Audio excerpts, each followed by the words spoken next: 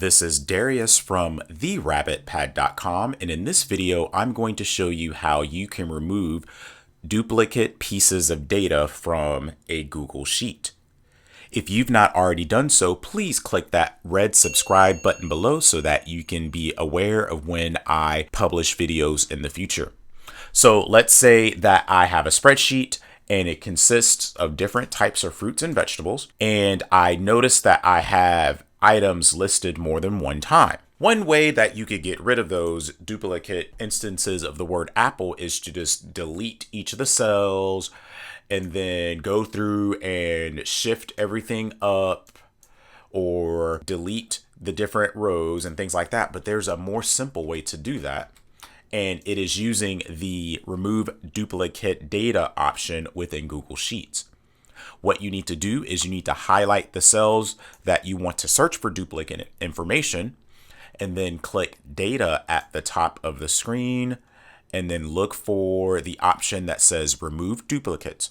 Once you do that, you'll have this box appear, which again reminds you of what you are wanting to analyze. And I have it set to select all and to analyze column A. If you have a header row, for instance, if cell A1 said fruits and vegetables, and you wanted that to be included in what you want to analyze, then you would leave it unchecked. But if you don't want that to be included, you would then select data has a header row so that it's not included in the search. So I want to get rid of the duplicates, which in this case are apples. And when I do that, I select remove duplicates, and now apple only appears one time, and Google Sheets also goes ahead and deletes the entire row where those duplicates were contained. So this video explains how to remove duplicates in Google Sheets.